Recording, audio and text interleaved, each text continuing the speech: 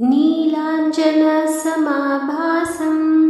रविपुत्रं यमाग्रजं छायामार्ताण्डसम्भूतं तं नमामि शनैश्चरम्।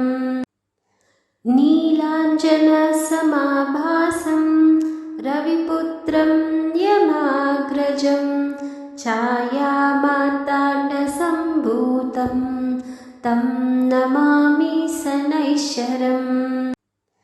नीलाञ्जनसमाभासं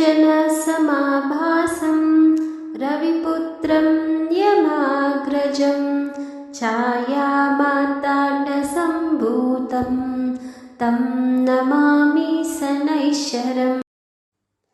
नीलाञ्जनसमाभासं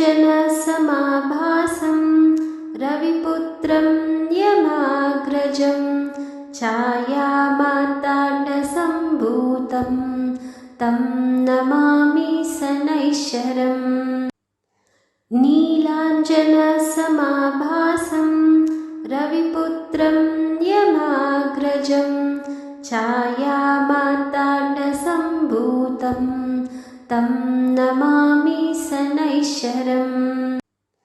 नीलाञ्जनसमाभासं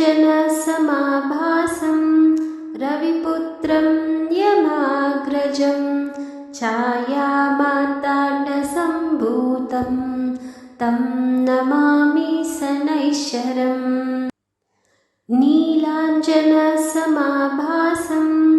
रविपुत्रं यमाग्रजं छायामार्ताण्डसम्भूतं तं नमामि शनैश्चरम्।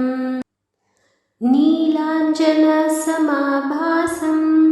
रविपुत्रं यमाग्रजं छायामार्ताण्डसम्भूतं तं नमामि शनैश्चरम्।